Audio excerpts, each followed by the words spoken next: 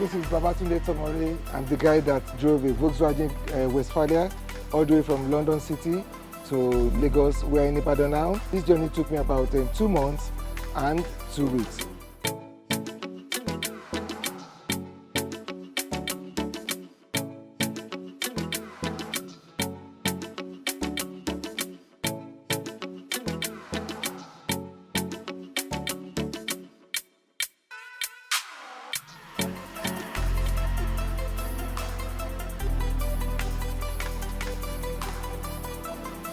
This journey started when I started pondering in my head about the fact that I want to drive to Nigeria.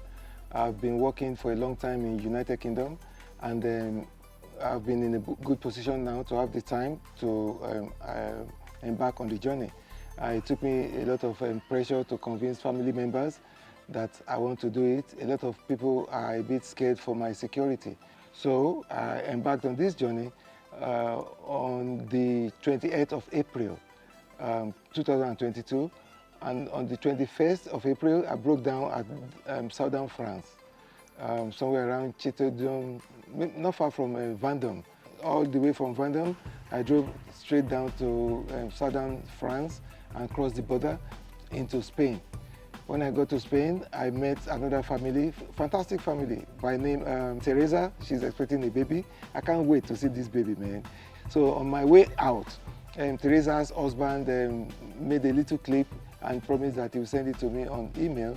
But Teresa pulled me back. She's Catholic. She prayed for me, and she said that's the only thing she could give me. You know, that's another good experience. I carried on across Spain. I got to the coastal town of Spain called Tarifa, if I'm getting it right. Tarifa is where I got a ferry again, just like I got from Dover to Calais. I got another ferry from Tarifa to Tangier. Tangier is the coastal town of Morocco. As soon as I got to Morocco, believe me, I was so happy that I'm touching the soil in Africa. So I was planning to drive across Morocco as fast as I can. I found out that Morocco is not that wide. It's a long country along the west coast of Africa. I met a lot of immigrants that have trekked all the way across the Sahara. I ended up spending about 3 or 4 days at Tangier, at the Medina, the old market. So that took more time, and this is one of the reasons why it's taking me about 2 months and 2 weeks. Each time when I meet nice people, I tend to roll with them, and then they show me nice places and food and things like that. And before I know what is going on, I'm getting carried away. I have to tear myself apart from them to move on. Sometimes they want me to stay longer, but I have to tell them, man, I need to move on, man. I need to meet wonderful people like you, so I gotta go, you know. So I moved on, and very early in the morning, I continued my journey. And that took me to the barrier of, or border point of Morocco. I got to Morocco, and then the third road ended. I could see the beginning of Mauritania. In the Mauritanian desert, one night I was sleeping in my van because I have facility to sleep in my van. That reduced cost of hotel.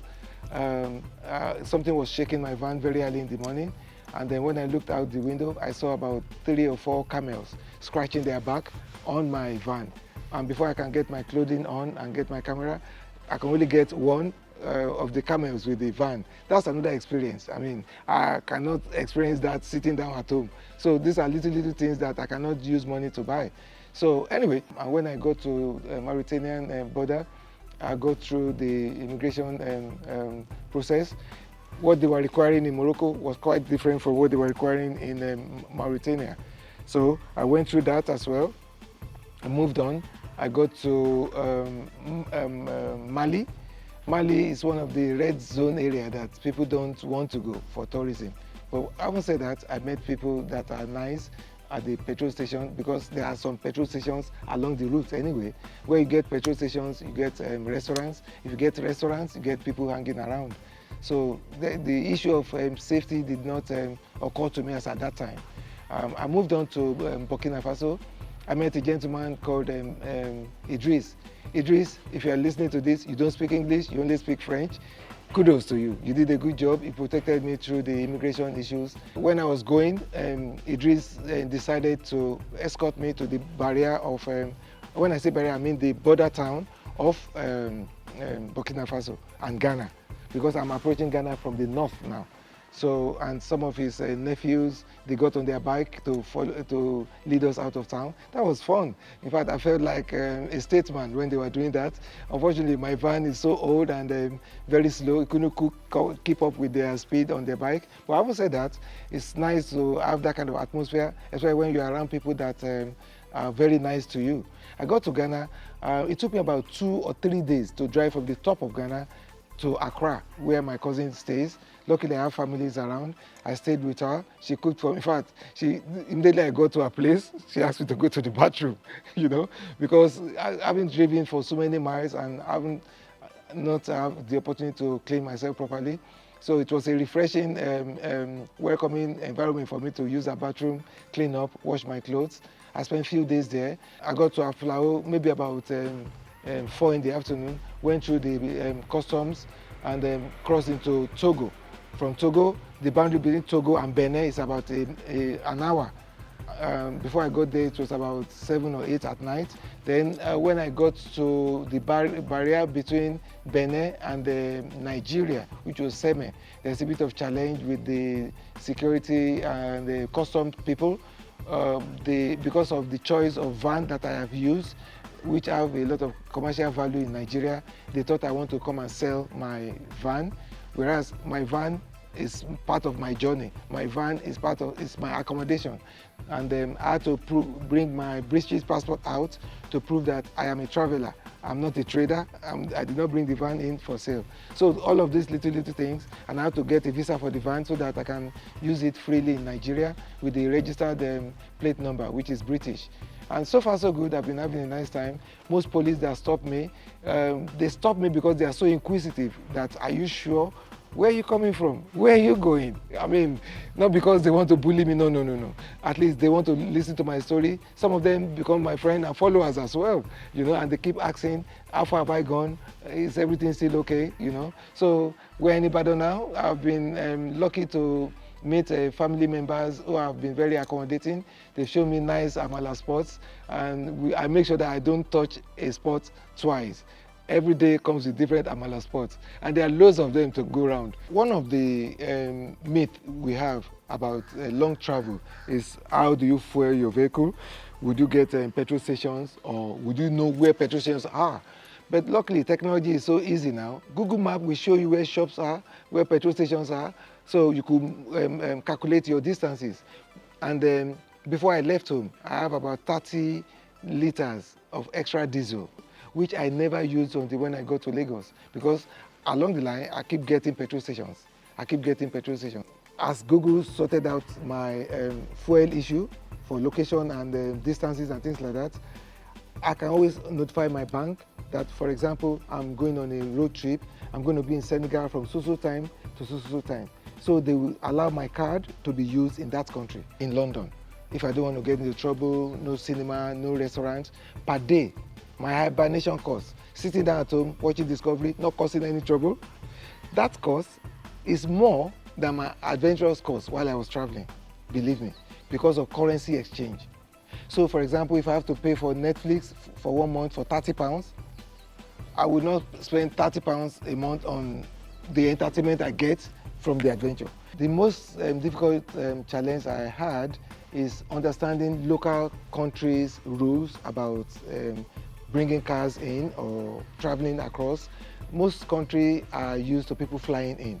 Don't forget, somebody's not done this as a tourist. So I'm exposed to a lot of loopholes in the laws.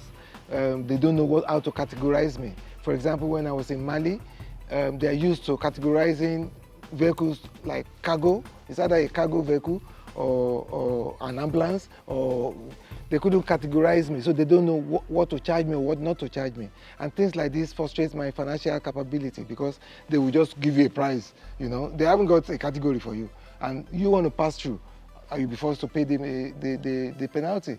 Or I would say the duty, not penalty. I'm just a guy that grew up in Nigeria like any other guy.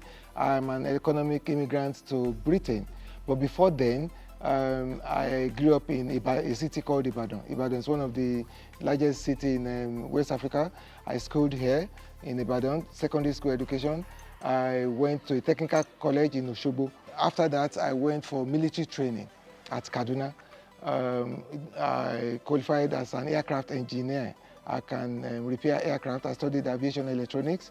So as at the time I was doing all of this, I did not know it's going to amount to this. And then I migrated to Britain because I have the opportunity to do so then. I'm always wanting to travel. I love traveling. I love meeting nice people. Somebody was asking if I can start commercial taking people from London to Nigeria, Nigeria to London. That would be interesting bit to look at, you know. Bearing in mind we use Danfo for Dugbe and things like that. My passengers asking me if they have to come in without their change. Wale Kumamu change Daniel or things like that. Ghana, wow. Akwa Ibom, wow. Or, you know, Burkina Faso, wow. Wale Kumamu change Daniel. You know, it's going to be another avenue to explore. I'm still enjoying the Amala sports. By the time I exhaust all of these places, my next point of action, if I have my way, I want to continue all the way to South Africa. That is if I have my way. That sounds a bit selfish because my family, they are very, very uncomfortable with all of this. They need me at home. So it's a sweet and sour thing. But if you ask me, I want to carry on, man. I want to carry on.